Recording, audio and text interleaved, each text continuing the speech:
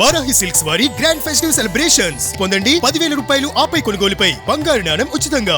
ఉన్నత చదువుల కోసం ఆశలతో ఎగిరిన ఆ రెక్కలు తెగిపోయాయి. అల్లారుముద్దుగా పెంచిన బిడ్డ ప్రయోజకురాలై వస్తుందని ఆశించిన ఆ కన్నవారికి తీరని శోకం మిగిలింది. దేశం కాని దేశంలో నమ్మిన స్నేహితుడే కాలయముడై కాటు వేస్తే, ఆ నిండు ప్రాణం బలి తీసుకుంటే ఆ తండ్రి పడుతున్నటువంటి ఆవేదన వర్ణనాతీతం. నిఖిత హత్య కేసు కేవలం ఒక నేరం కాదు, ప్రతి విద్యార్థికి, ప్రతి తల్లిదండ్రులకి ఒక హెచ్చరిక లాంటిది. హైదరాబాద్కు చెందిన నిఖిత 4 ఏళ్ల క్రితం కళలో ఎన్నో కళలతో అమెరికా గడ్డ మీద అడుగుపెట్టింది. చదువు పూర్తి చేసింది, ఉద్యోగం సంపాదిస్తూ తన కాళ్ళపై తాను నిలబడాలి అనుకుంది. మొన్న జనవరి 2వ తారీఖున ఆమె జీవితంలో ఒక చీకటి రోజుగా ఆ రోజు మిగిలిపోయింది. తన మాజీ స్నేహితుడు అయినటువంటి అర్జున్ శర్మ చేతిలో నిఖిత అత్యంత దారుణంగా హత్యకు గురైంది. అసలు నిఖిత చేసిన తప్పేంటి? అర్జున్ శర్మను స్నేహితుడిగా నమ్మటమే ఆమె చేసినటువంటి తప్ప? అర్జున్ శర్మ అందరి దగ్గర డబ్బులు అప్పుగా తీసుకుని ఎగ్గొట్టే మనస్తత్వం ఉన్నటువంటి వ్యక్తి. నిఖిత దగ్గర కూడా అతను డబ్బులు తీసుకున్నాడు. ఆ డబ్బు అడగటానికి అతను వద్దకు వెళ్ళినటువంటి నిఖితను కనికరం లేకుండా అత్యంత దారుణంగా, దుర్మార్గంగా, కిరాతకంగా హత్య చేశాడు. స్నేహితులు, ఆమె కుటుంబం ప్రస్తుతం ఇదే చెప్తోంది. డబ్బులు అడిగిన పాపానికి దారుణంగా చంపేశాడు, వాడిని వదలొద్దు అని చెప్తా ఉన్నారు. నిందితుడు కిరాతకం, ఇంకా డ్రామా. హత్య చేసిన తర్వాత అర్జున్ శర్మ ఎంత డ్రామా ఆడాడంటే ఎవరికైనా సరే అసలు సినిమా స్క్రిప్ట్ కూడా సరిపోదు అన్నట్టు ఉంటుంది.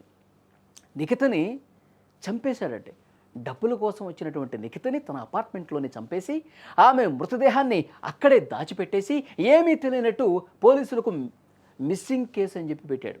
పోలీసుల దగ్గరికి వెళ్ళి వెంటనే అమెరికా నుంచి ఇండియాకి పారిపోయి వచ్చేశాడు.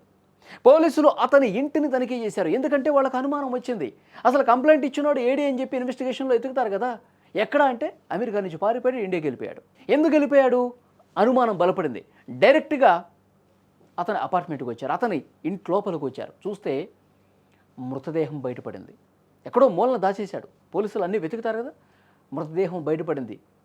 కత్తి పోట్లకు గురై చాలా దారుణ హత్యకు గురైనటువంటి స్థితిలో నిఖిత మృతదేహం పోలీసులకు కనిపించింది. వెంటనే పోలీసులు అలర్ట్ అయిపోయారు.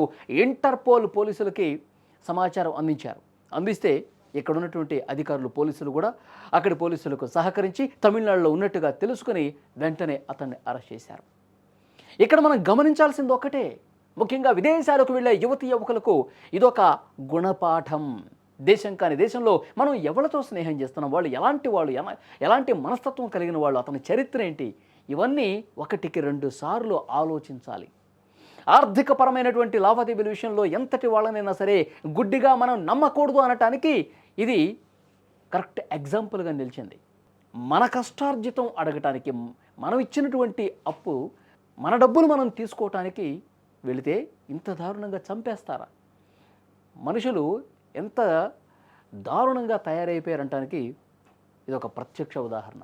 అసలు ఆమె ఎక్స్పెక్ట్ చేయలేదు. డబ్బులు అడిగిన పాపానికి గట్టిగా ఒక బలమైనటువంటి కత్తి తీసుకుని పొడి చేశాడు. విచక్షణారహితంగా కొట్టి ఆ కత్తితో పొడిచి చంపేశాడు. తల్లిదండ్రులు ఎన్నో త్యాగాలు చేసి మంచి భవిష్యత్తు ఉంటుంది, మంచి చదువు చదివితే అందుకు తగ్గ ఉద్యోగం వస్తుంది, తర్వాత ఒక అయ్యి చేతిలో పెడదామని చెప్పి తల్లిదండ్రులు ఎన్నో ఆశలతో వాళ్ళ జీవితం బాగుంటుంది, వాళ్ళ భవిష్యత్తు బాగుంటుందని చెప్పి విదేశాలకు పంపిస్తూ ఉంటారు. ఎన్నో ఆశలు పెట్టుకుంటారు. కానీ ఆ అమ్మాయి ఒక దుర్మార్గుణ్ణి నమ్మి నిండు జీవితాన్ని, ఆ తల్లిదండ్రుల కలలను కూడా నాశనం చేసేసుకుంది. నిఖితకు జరిగిన అన్యాయం ఇంకెవ్వరికీ జరగకూడదు. దేశం కాని దేశంలో తోడు కోసం వెతుక్కునే క్రమంలో వాడు అసలు ఎలాంటి వాడు, వాడి వ్యక్తిత్వం ఏంటి, పూర్తిగా అంచనా వేయకపోవటం వల్ల ఇలాంటివి జరుగుతూ ఉంటాయి. మీరు తీసుకునే ప్రతి నిర్ణయం వెనుక మీకోసం వేచి చూసే తల్లిదండ్రుల ముఖాలను ఒక్కసారి గుర్తించుకోండి. చిన్న పొరపాటు కూడా జీవితాంతం కోలుకోలేని విధంగా దెబ్బపడుతుంది. ఏదైనా ఇబ్బంది ఎదురైతే, ఆర్థికపరమైన ఒత్తిళ్లు ఉన్నప్పుడు భయపడకుండా మీ కుటుంబంతో మీరు ఏం చేస్తూ ఉన్నారు, మీకు ఎలాంటి ఫ్రెండ్స్ ఉన్నారు, వాళ్ళు ఏం సంభాషిస్తున్నారు, ఇవన్నీ కూడా పేరెంట్స్తో చర్చించాలి. ఎందుకంటే దేశంలో మీరు ఉంటున్నప్పుడు ప్రతి ఒక్క చిన్న విషయం ఏం కాదులే అని చెప్పి తీసి పారేయద్దు. ఎందుకంటే పెద్దవాళ్ళు అనుభవంతో చెప్తూ ఉంటారు, రాబోయే ప్రమాదాన్ని ముందే పసిగట్టి మిమ్మల్ని అలర్ట్ చేస్తారు. కాబట్టి ఎప్పటికప్పుడు ప్రతి విషయం కూడా మనం మన పెద్దవాళ్ళకి చెప్తూ ఉండాలి. ఒంటరిగా అపాయంలోకి నెట్టివేయబడతారు ఆ విధంగా చెప్పకపోతే.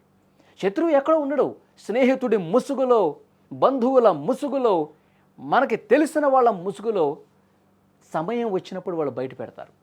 దానివల్ల తీవ్రమైనటువంటి నష్టం జరుగుతుంది. కాబట్టి అపరిచితులతోనే కాదు, మన సర్కిల్లోనే, మన ఫ్రెండ్స్లోనే, మన బంధువుల్లోనే ఇలాంటి ప్రమాదకరమైనటువంటి మనుషులు ఉంటారు అనటానికి ఈ ఘటన మరొక ఎగ్జాంపుల్. కాబట్టి ఒక దుర్మార్గుని నమ్మి నిఖిత ఏ విధంగా అయితే తన ప్రాణాలు కోల్పోయిందో అలా ఎవరూ కాకూడదంటే ఆలోచన చేయండి, విజ్ఞతతో ఆలోచన చేయండి. మీ కుటుంబానికి ప్రతి విషయం కూడా చేరవేయండి. అప్పుడే వీటి నుంచి మనం బయటపడవచ్చు.